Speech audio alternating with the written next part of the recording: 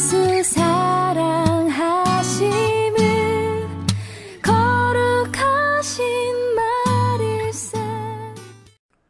평안하십니까? 오늘은 9월 17일입니다. 오늘 드디어 리바이블 본문 에스겔서 마지막입니다. 44장에서 48장까지 읽는 날입니다. 정말 마음이 좋습니다. 왜냐하면 구약을 읽는 데 있어서 가장 힘든 시기를 다 지나왔기 때문입니다. 이사야 끝났고, 예레미야 끝났고, 에스겔도 오늘로 끝납니다. 이제 내일부터 다니엘이 시작되는데 그 이후의 분량들은 많지 않습니다. 금방 책들을 읽어갈 수 있고, 내용도 에스겔까지가 굉장히 어렵고 그 다음부터는 쉽게 넘어갈 수 있습니다. 또 내용들이 반복되어지는 부분들이 있고, 이미 우리가 이사야, 예레미야, 에스겔을 읽었기 때문에, 특별히 이사야와 예레미야를 읽었기 때문에 뒤에 나올 예언서들을 쉽게 이해할 수 있고 파악할 수 있습니다. 이제 성경 일독하는 가운데 대부분 거의 다 끝났습니다. 물론 시기적으로는 신약 성경이 남아있는 3개월 정도 시간이 남아있지만 이제 거의 8할 이상 넘어갔다라고 생각이 듭니다. 이제 조금만 노력하시면 신약 성경까지 다 마칠 수 있고, 또 은혜 가운데 요한계시록 말씀까지 읽을 수 있습니다. 요한계시록을 지금 말씀드리는 이유가 무엇이냐면, 오늘 읽을 본문 그 내용과 요한계시록이 직접 연결되어져 있습니다. 47장 12절 말씀을 보면, 그 강가에는 이쪽이나 저쪽 언덕에 똑같이 온갖 종류의 먹을 과일나무가 자라고 그 모든 잎도 시들지 않고 그 열매도 끊이지 않을 것이다. 나무들은 달마다 새로운 열매를 맺을 것인데 그것은 강물이 성소에서부터 흘러나오기 때문이다. 그 과일은 사람들이 먹고 그 잎은 약재로 쓸 것이다. 47장에 이제 성전으로부터 물이 흘러나온다라고 이야기합니다. 그것이 강을 이루게 되는데, 그 강 이쪽이나 저쪽에 온갖 과일나무들이 자라게 되고 그 나무잎도 시들지 않고 열매도 끊이지 않는다. 새로운 열매를 늘 맺을 것이고 그 과일은 사람들이 먹고 그 잎은 약재로 쓰일 것이다 라고 하는 환상을 봅니다. 그런데 이것과 거의 똑같은 내용이 요한계시록에 등장합니다. 요한계시록 마지막 장 22장 1절 2절에 이렇게 되어 있습니다. 천사는 또 수정과 같이 빛나는 생명수의 강을 내게 보여주셨습니다. 그 강은 하나님의 보좌와 어린 양의 보좌로부터 흘러나와서 도시의 넓은 거리 한가운데를 흘렀습니다. 강 양쪽에는 12종류의 열매를 맺는 생명나무가 있어서 달마다 열매를 내고 그 나뭇잎은 민족들을 치료하는 데 쓰입니다. 에스겔이 보았던 성전에서부터 물이 흘러나와서 강을 이루고 그 옆에 과일나무들이 자라게 되는 이미지, 그리고 그것이 생명을 주는 이미지, 그것이 요한계시록에 동일하게 등장하고 있습니다. 요 에스겔에서 보여주고 있는 그 환상, 그 마지막 환상의 모습, 그것은 하나님께서 몇백 년 후에 사도 요한에게 보여주셨던 그러한 내용입니다. 그러니까 에스겔에 나와 있는 성전의 이미지는 이제 70년 만에 재건될 스룹바벨의 성전을 보여준 것이 아닙니다. 이것은 요한계시록에서 동일하게 보여주고 있는 내용들을 나타내고 있고 마지막 때의 새 예루살렘의 모습을 보여주고 있는 것입니다. 에스겔의 시대와 사도 요한의 시대, 몇백 년의 시간의 차이가 있지만 하나님께서 동일한 것을 보여주고 있습니다. 같은 내용을 보여주고 계십니다. 그것을 통해서 우리는 종말에 대한 소망을 가질 수 있습니다. 시기를 떠나서, 장소를 떠나서 하나님이 우리와 함께 하시고 우리를 회복시키시고 새롭게 하신다는 것입니다. 어제 이야기했던 것처럼 에스겔서를 읽고 있는 사람들, 에스겔의 선포를 듣고 있는 사람들은 이미 바벨론 땅에 포로로 잡혀간 사람들입니다. 포로로 잡혀간 지 10년이 넘어간 사람들입니다. 어쩌면 그 후손들이 이 말씀을 또 듣게 됩니다. 다 끝난 것 같지만, 희망이 없는 것 같지만, 이 땅 위에서는 포로된 땅이고 이 땅 위에서는 자유를 누릴 수 없고 이 땅 위에서는 한계를 가지고 있는 것처럼 보이지만, 하나님이 살아계셔서 하나님께서 우리와 함께 하시고 우리를 회복시키시고 새롭게 만들어 주셔서 하나님의 나라를 이루신다라고 하는 꿈을 갖게 되는 것입니다. 그 꿈을 가지고 살아갈 수 있게 됩니다.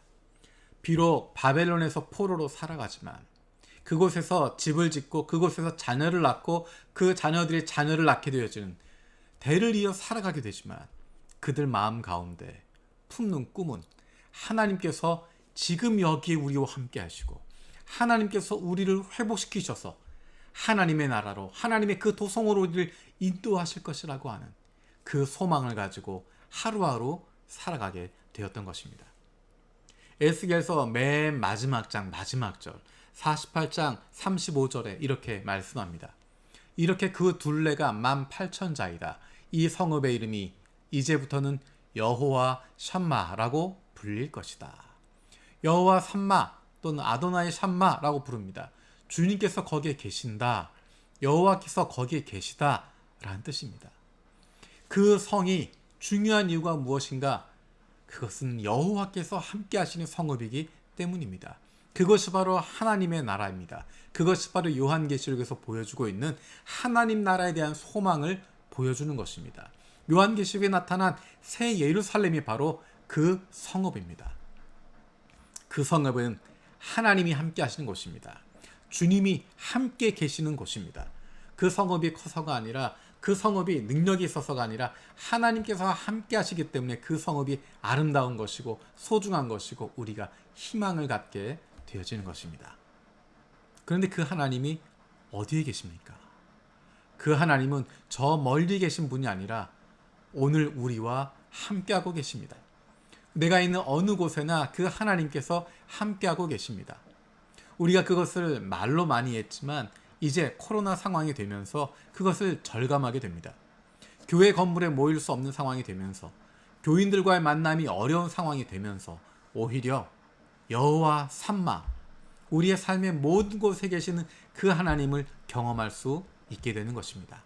교회 건물뿐만 아니라 교인들과 만나는 시간뿐만 아니라 성경 공부나 여러 가지 모임들 그 시간뿐만 아니라 우리의 모든 삶의 장소에서 우리의 직장에서 우리의 가정에서 내가 있는 바로 그곳에서 하나님이 함께 하심을 경험하게 되었습니다.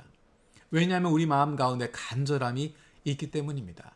하나님에 대한 사모함, 하나님의 말씀에 대한 사모함이 있기 때문에 하나님이 바로 이 시간 나와 함께 하시는구나, 나에게 말씀하시는구나, 나를 사랑하시는구나 하는 것들을 경험할 수 있게 되었습니다. 오히려 코로나의 힘들고 어려운 상황이 우리의 믿음이 성장할 수 있는 기회가 되었고 하나님께서 여호와 삼마 거기에 계신 하나님 내가 있는 그 어느 곳이나 나와 동행하고 계시다고 하는 것 그것을 경험할 수 있는 큰 축복이 되어지고 있습니다. 우리 주변에 힘들고 어려운 사람들이 많이 있습니다. 점점 힘들어지고 어려워집니다. 마치 이스라엘 백성들이 바벨론 땅에 포로된 것처럼 미래가 보이지도 않고 답답하기도 하고 무엇을 어찌해야 할지 알지 못하는 그런 어려움 가운데 있지만 그들을 향해서 에스겔을 통해 주신 하나님 말씀을 기억하기 원합니다. 하나님이 주시는 소망의 말씀, 하나님께서 회복시키시고 그날에 하나님의 나라가 임하게 되어지는 하나님 나라에서 누리게 되어질 그 기쁨을 바라볼 수 있는 그 소망을 주셨던 것처럼 저 여러분들도 그 하나님으로 말미암은 소망을 품을 수 있는 하나님의 사람들 되어지길 원합니다. 에스겔의 말씀을 읽으면서 힘들고 어려운 일상 속에서 그 얼굴에 미소가 돌고 하나님을 바라보며 하늘의 하나님께서 우리와 함께 하시고 우리를 새롭게 하시고 우리를 깨끗게 하시고 그래서 우리를 통해서 하나님께서 이루실 일들을 기대하고 있었던 이스라엘 자손들의 모습을 떠올리면서 우리를 회복시키시고 우리를 새롭게 하시고 우리를 통해서 하나님께서 기뻐하신 일들을 이루어 가실 그리고 그 기쁨에 동참하게 되어질 기대하는 마음을 갖게 되어지는 저 여러분들 되어지기 원합니다. 기도하겠습니다. 살아계신 아버지 하나님 감사드립니다. 포로되어 잡혀간 사람들, 나라는 망했고 무엇을 해야 할지 알지도 못하고 누구에게 의지할지도 모르는, 모든 것이 다 끝난 것처럼 느껴지던 이스라엘 자손들에게 포로된 땅이지만, 바벨론 땅이지만 에스겔을 통해서 하나님께서 그들과 함께 하심을 보여주시고, 뿐만 아니라 그들의 죄악을 하나님 앞에 고백하고 내어놓고 회개하고 새로워질 수 있게 하신 것 감사드립니다. 죄악에 대한 심판으로 끝나는 것이 아니라 이제 새로운 희망을 갖게 되어지고, 하나님께서 이루실, 하나님이 만들어 가실 새로운 꿈들을 꿀 수 있게 하신 것 감사드립니다. 하나님, 우리도 그런 꿈을 꾸게 하여 주시옵소서. 우리의 힘들고 어려운 일상 가운데서 우리에게 말씀하신 하나님의 음성을 듣게 하여 주시고, 그로 말미암아 이스라엘 포로들이 위로를 받고 격려를 받을 뿐만 아니라 꿈을 꾸게 되어지고 비전을 갖게 되었던 것처럼, 우리도 위로를 받고 격려를 받을 뿐만 아니라 꿈을 꾸고 비전을 가질 수 있도록, 그것이 우리에게 새로운 힘이 되어질 수 있도록, 우리의 자손들에게, 우리의 다음 세대들에게도 나눌 수 있는 뜨거운 고백이 되어질 수 있도록 하나님, 우리 가운데 역사하여 주시옵소서. 감사드렸고 예수님의 이름으로 기도드립니다. 아멘.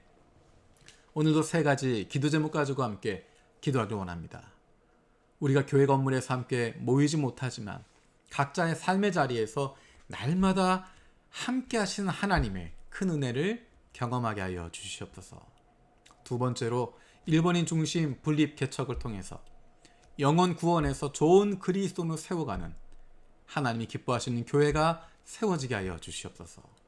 3번째로 이제 9월 말부터 함께 모여서 예배할 수 있도록 기도하며 준비하는 가운데 있는데, 하나님께서 은혜를 주시고 지혜를 주셔서 이것들이 잘 준비되어질 수 있도록 하여 주시옵소서. 9월 이제 마지막으로 넘어갑니다. 날 사랑하신, 날 사랑하신, 날 사랑하신 성경에서